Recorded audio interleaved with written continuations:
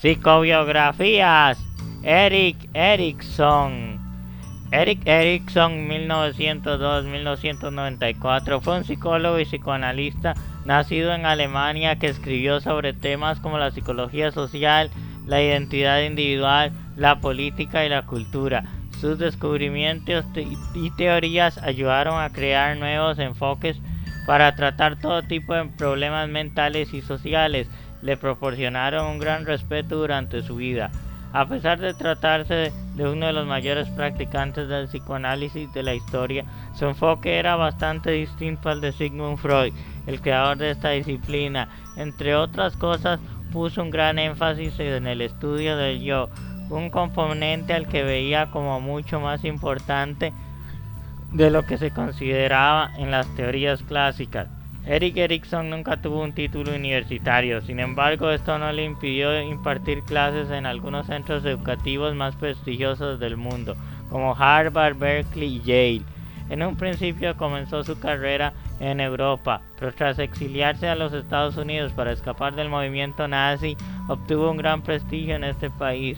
La aportación más conocida de Erik Erikson es la teoría psicosocial, que describe 8 etapas de la maduración por las que supuestamente pasamos las personas a lo largo de nuestra vida.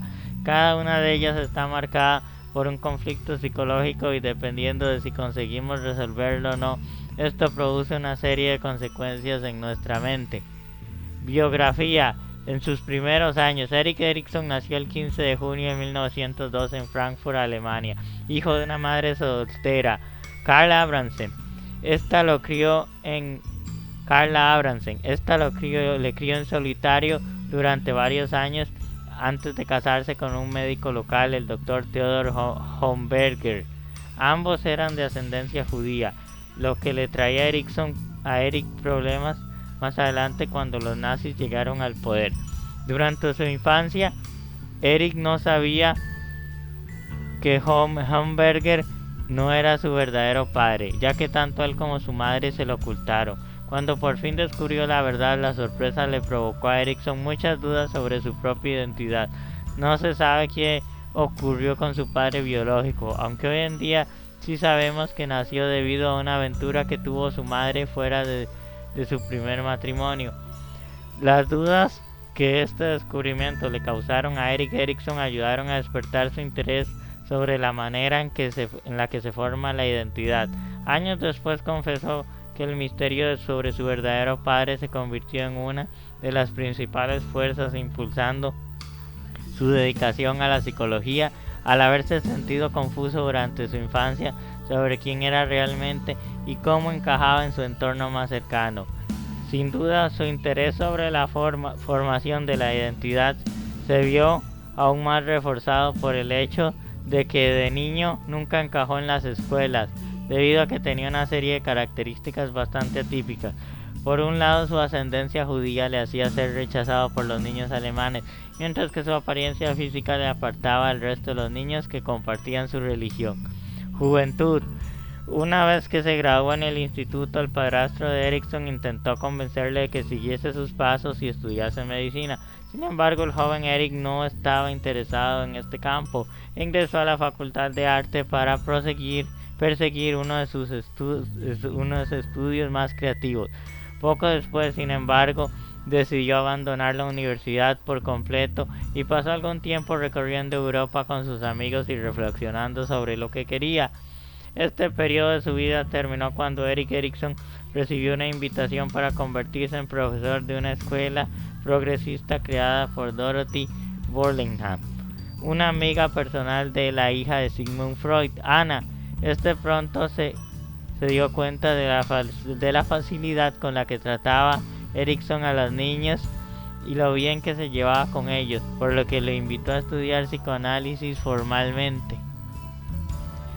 A pesar de que en un principio no estaba demasiado interesado en esta oferta, pronto decidió aceptarla y obtuvo 2 certificados, uno de la Asociación de Profesores Montessori y otra del Instituto Psicoanalítico de Viena. A partir de este momento siguió trabajando durante varios años en la escuela de Burlingham y Anna Freud, a la vez que se sometió a psicoanálisis como paciente de esta última. Todo este proceso le sirvió a Erik Erikson para conocerse mejor a sí mismo y para interesarse en el proceso terapéutico del psicoanálisis. Este sería uno de los periodos más importantes de su vida, ya que sentó las bases para todos sus estudios posteriores sobre la materia, familia y años siguientes. Cuando todavía trabajaba en la escuela de Burlingame, Erickson conoció a la que más tarde se convertiría en su mujer, una instructora de baile canadiense llamada Joan Serson. La pareja se casó en 1930 y a lo largo de su vida tuvieron 3 hijos juntos. Poco después, en 1933, se mudaron a Estados Unidos para escapar del creciente antisemitismo europeo. Una vez en los Estados Unidos, Erik Erikson consiguió un puesto como profesor de la Facultad de Medicina de Harvard, a pesar de no tener título universitario. Allí cambió su nombre, que hasta entonces era Erich Homberger, por el que fue conocido más adelante como un modo de forjar su propia identidad. Al mismo tiempo dio clases, creó también una clínica privada de psicoanálisis para niños. A lo largo de su carrera en los Estados Unidos, Erikson compaginó sus labores como profesor en distintos centros de prestigio, como por ejemplo en las universidades de Yale y Berkeley. Con su práctica clínica y sus investigaciones sobre diferentes ámbitos de la psicología, Erikson publicó numerosos libros en los que se hablaba de sus teorías e investigaciones. Algunos de los más importantes fueron Infancia y Sociedad y el ciclo vital completado. Finalmente falleció el 12 de mayo de 1994 cuando contaba con 91 años de edad. La aportación más importante de Erik Erikson al campo de la psicología fue la teoría del desarrollo psicosocial. En ella trató de explicar de manera detallada los cambios que atravesamos las personas a lo largo de nuestra vida, reinterpretando para ello las ideas de Freud y añadiendo sus propias conclusiones. En la teoría del desarrollo psicosocial, Erik Erikson puso en manifiesto la importancia que tiene nuestro entorno y nuestra cultura en la formación de nuestra identidad personal. Además, enfatizó el papel que juega el yo en nuestro comportamiento y estado psicológico. La principal diferencia entre la teoría de Erikson y la de Freud es que mientras el último creía que el motor principal del desarrollo era el impulso sexual, el primero defendía que lo más importante era la interacción social. Además, veía cada una de las fases vitales como una lucha para resolver un conflicto interno. Si la persona era capaz de resolver cada uno de sus conflictos internos, adquiriría una serie de capacidades y habilidades que le ayudarían a desenvolverse en su entorno social y a convertirse en un individuo sano. De lo contrario, podría aparecer serios problemas psicológicos. La teoría psicosocial de Erikson se divide el desarrollo humano en 8 etapas diferenciadas que estudiaremos a continuación. Confianza versus desconfianza. La primera etapa va aproximadamente desde el nacimiento hasta que el niño cumple 1 año y medio. En ella la relación con la madre o cuidador principal será el elemento más importante. En función de si ha sido buena o mala, la persona tendrá mayor o menor facilidad de confiar en otros en el futuro y para establecer relaciones sanas. Por ejemplo, si la relación ha sido buena, el niño sentiría confianza y capacidad para ser vulnerable, seguridad y satisfacción con su madre, lo que en etapas posteriores se traduciría en sentimientos parecidos dentro de otras relaciones cercanas. Autonomía versus duda y vergüenza. La segunda etapa va desde el 1 año y medio hasta los 3 años. En este periodo el niño aprende a controlar su cuerpo y su mente. El conflicto tiene que ver principalmente con el control de esfínteres. Si el niño lo domina correctamente, adquirirá la sensación de confianza y autonomía, mientras que se llenará de vergüenza y dudas si no lo consigue o tarda más de la cuenta. Iniciativa versus culpa. La tercera etapa se produce entre los 3 y 5 años de edad. Aquí el principal conflicto es la lucha entre la necesidad de poner a prueba las propias capacidades, la curiosidad, la iniciativa, frente a la culpa y el miedo a las reacciones negativas. En esta etapa se supera si los padres y otros adultos animan al niño a desarrollar poco a poco su iniciativa. La voracidad versus inferioridad. La cuarta etapa se da entre los 5 y 12 años. Aquí la motivación principal del niño es aprender y seguir desarrollando su autonomía. Sin embargo, puede existir conflictos si se siente inferior a los demás y cree que no es tan válido como el resto. La etapa 5 es exploración versus difusión de la identidad. Esta etapa coincide con la adolescencia, momento en que la principal duda que tiene que ver con la propia identidad. Los jóvenes comienzan por primera vez a distanciarse de las figuras de autoridad y tratan de explorar quiénes son y hacia dónde van dirigidas sus vidas.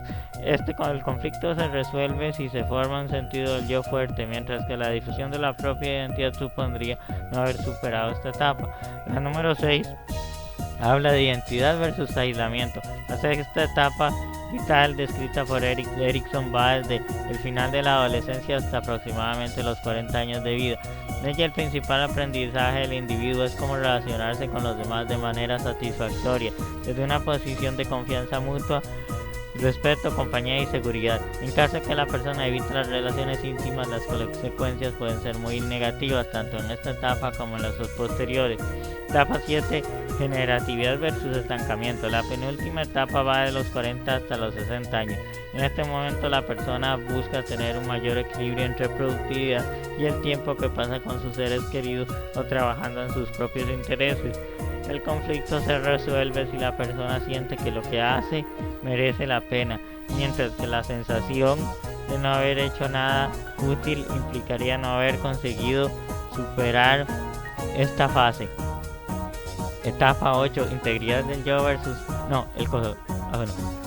Entonces, el conflicto se resuelve si la persona siente que lo que hace merece la pena, mientras que la sensación de no haber hecho nada útil implicaría no haber conseguido superar esta fase. Ahora sí, etapa 8. Integridad del yo versus desesperación. La última etapa se produce entre los 60 años y la muerte de la persona. De esta fase el individuo deja de producir tanto como lo hacía anteriormente y comienza a reflexionar sobre el rumbo que ha llevado de su vida hasta el momento. Se considera que el conflicto se supera si la persona logra entrar en paz con su propia trayectoria, vitalidad y mortalidad. Otros aportes de Erikson: habilidades básicas del desarrollo. Además de la teoría básica del desarrollo psicosocial, algunos de sus escritos, Erik Erikson habló de las habilidades fundamentales que tiene que adquirir una persona a lo largo de su vida para convertirse en individuo sano y realmente funcional. Cada una de estas habilidades está relacionada con una etapa del desarrollo. También las denominó virtudes.